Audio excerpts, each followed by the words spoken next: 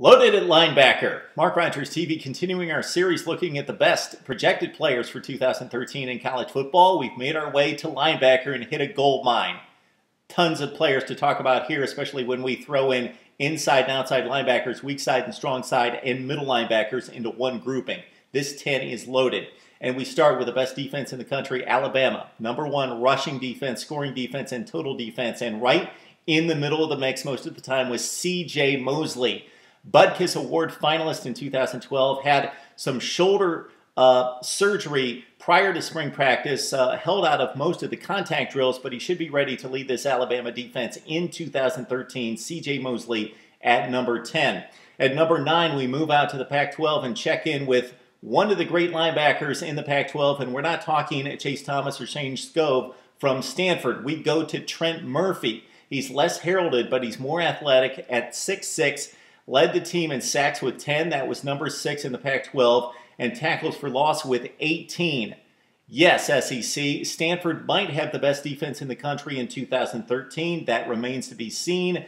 Trent Murphy is saying, yes, we won the Rose Bowl. We won the Pac-12. We're getting all sorts of preseason accolades in 2013. But for anyone who talks about that kind of stuff, we kick them in the shins. Trent Murphy of Stanford at number 9.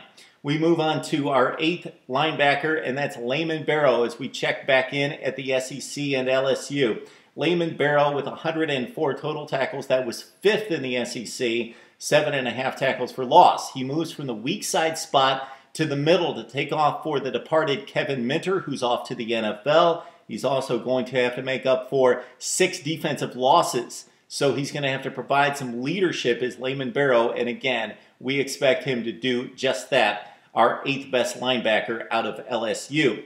All right, at number 7, we check into the Big Ten with Wisconsin's Chris Borland.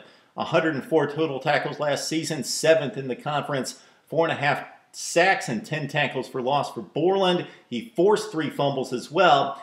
Thing you need to take into consideration here, Borland is very stout, short tackler, and check this out. The second time the Badgers played Nebraska, they shut him down cold in the Big Ten championship game. Forget the 31 points. Most of those were garbage points. Also against the Ohio State Buckeyes, they held the Buckeyes to 14 points in regulation, then stepped up as well against a very strong Stanford offensive line in the Rose Bowl. 14 quick points for Stanford in the Rose Bowl, then Wisconsin shut them down. So against the best opponents and very physical opponents, Chris Borland of Wisconsin and the Badgers stepped up. He is a good one at number 7. In the 6th spot, we go to A.J. Johnson of Tennessee. The Vols at 5 and 7, but Johnson led the SEC in total tackles at 138 with 8.5 tackles for loss. Okay, he got a challenge from his linebacking coach there at Tennessee, who says big plays. Yes, he led the SEC in tackles, but he didn't make enough big plays. We've got a bad defense here. He's got to be a leader, and he's got to make big plays because that's what changes games and wins football games. The Vols won just 5, but they are looking for A.J. Johnson as a junior to step up and make huge plays in the backfield coming up in 2013. Okay, at number 5, we go back out to the Pac-12. Arizona State's Carl Bradford. He was 2nd in tackles for loss in all the Pac-12, 4th in sacks. This guy unfortunately lost his father in the offseason to a heart attack, but along with Will Sutton at defensive end for that Arizona State defense, they could be a sleeper in the South Division. UCLA looks like the chic pick in the South, but with Will Sutton and this guy, Carl Bradford, again, 2nd in the Pac-12 in sacks, Arizona State could have one of the best defenses in the country.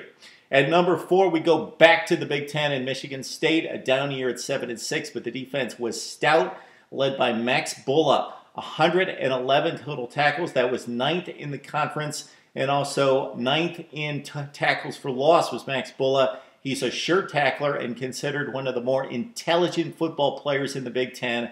Max Bullough of Michigan State at number 4. We stay in the Big Ten, and we bring up Ohio State's Ryan Shazier. This guy is a borer. He is speed off the edge, and he is a quarterback's nightmare.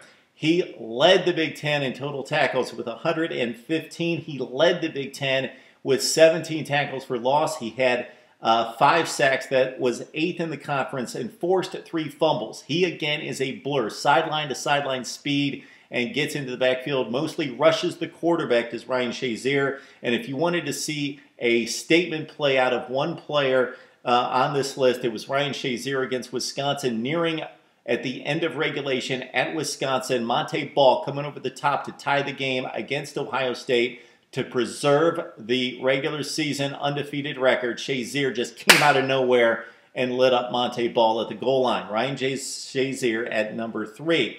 At number 2, we've got BYU's Kyle Van Noy. This guy really stepped onto the national stage in the Poinsettia Bowl against San Diego State.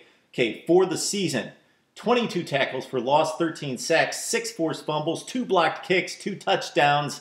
This guy fills up the stat sheet. But what he did in the Poinsettia Bowl, BYU was dead in the water. The offense produced nothing. The defense was being controlled along the line of scrimmage. Van Noy led the charge in the second half. He made plays all over the football field, forced a sack and a safety in the end zone, picked off a pass, made disruption all over the place, and led a BYU comeback, enough for a defensive player to be named game MVP. That's Kyle Van Noy of BYU at number 2. And finally, the best linebacker in the country comes out of UCLA, Anthony Barr. What's incredible about Anthony Barr's story as a football player is that he came to UCLA as a running back, was converted to linebacker, really, and because of injury, could only really participate in 8 months of practice on the defensive side of the football. So this is his first complete off-season, getting himself prepared for a season opener at linebacker. He was second in the Pac-12 in sacks, second in tackles for loss. Jim Mora really made this guy a football player, bringing that professional football, NFL knowledge to Anthony Barr, and also motivation. Anthony Barr says he now plays angry because of Jim Mora, and that's a compliment. Anthony Barr of UCLA, we expect to be the best linebacker in college football in 2013. Those are our rankings. We missed a whole ton of great players. Look at the description section because we outline our honorable mention list there as well.